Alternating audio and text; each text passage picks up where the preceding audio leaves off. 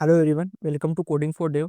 तो आज की वीडियो में मैं आपको बताऊंगा लूप्स के बारे में। क्या कि लूप्स क्या होते हैं। तो लूप्स तीन तरह के होते हैं, एक होता है फॉर लूप, एक होता है वाइल लूप, एक होता है डू वाइल लूप। तो पहले लूप होते ही क्या है कि हमें कोई भी पर्टिकुलर ब्लॉक ऑफ कोड हमें अगर रिपीटेडली चलाना है, फिर कुछ भी कंडीशन के हिसाब से हमारे को चलाना है तो हम लूप्स का यूज करते हैं। तो जावास्क्रिप्ट में तीन तरह के रहता है, फॉर वाइल और डू वाइल लूप।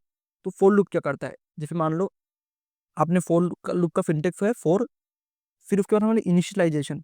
इनिशियलाइजेशन कहाँ से होगा, फिर कंडीशन, फिर होगा हमारा इंक्रीमेंट और decrement on the basis of condition, और फिर हमारा कोड ब्लॉक एग्जीक्यूट होगा कंडीशन, फॉर लूप की कंडीशन के हिसाब से। ओके, तो अगर मैं आपको सिंपल एग्जांपल बताऊं, तो आपको कुछ भी वैल्यू प्रिंट करानी है, आपको 5 तक प्रिंट करानी है आपको।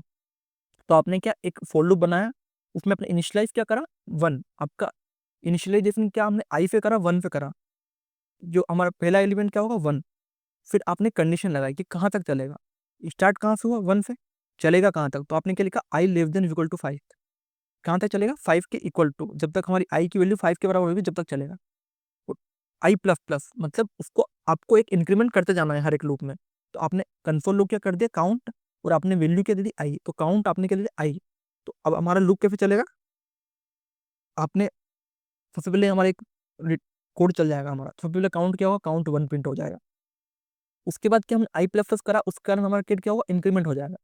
तो इसकी वैल्यू इंक्रीमेंट हो गई। फिर वो चेक करेगा कि हमारा 2 है, 2 हमारा 5 से छोटा है, हाँ छोटा है। फिर ये प्रिंट क्या करेगा, काउंट 2। देन फिर हमारी वैल्यू क्या हो जाएगी, 3 हो जाएगी। फिर ये यहाँ पे आएगा, फिर ये बोलेगा कि इससे इक्वल है, हाँ। फिर ये, फिर हमारा कंडीशन कब तक चलेगा, जब तक ये जो बीच वाली कंडीशन है, ये जब तक इसके लेस देन इक्वल टू रहेगा जब तक हमारा काउंट चलेगा। तो हमारे आउटपुट में हमारे को क्या होगा, count 1, count 2, count 3, count 4, count 5। तो आपने फोन, आपको स्क्रीन पे आपको हजारों चीजें प्रिंट करनी है, तो आप सबको फोर लूप से इजीली प्रिंट कर सकते हो। अगर आप नॉर्मली आप लिखते हो तो आपको सबको, हर को सबको कौन फॉर लूप करना पड़ता है, लेकिन फोर लूप की मदद से आपने कितनी जल्दी कर दिया। तो यही फोर लूप का फायदा है। अब ये जितने भी लूप है जो मैंने बताया, फोर लूप, डू, ये सब वर्क सेम करते हैं, लेकिन सबका सिंटेक्स अलग रहता है।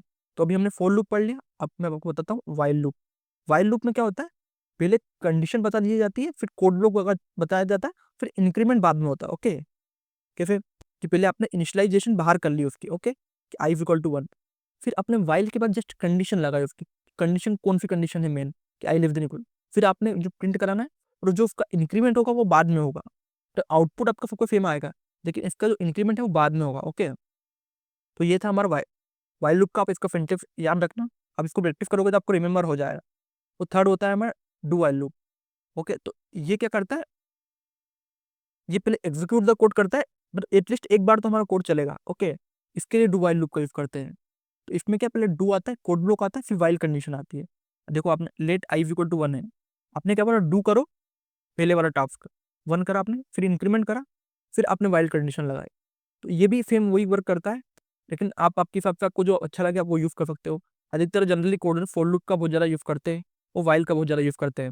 ओके, तो आपको अगर कंपेरिजन टेबल बताऊं, लेकिन जो फोर और वाइल लूप है अधिकतर उनका यूज होता है, लेकिन डू वाइल का यूज क्या होता है कि मिनिमम एक बार तो हमारा कोड रन होगा, किसी भी कंडीशन में एक बार हमारा कोड रन होगा। ठीक है, तो ये तीन तरह के लूप से, आपको लूप से रिलेटेड कुछ भी डाउट हो तो आप कमेंट कर सकते हो।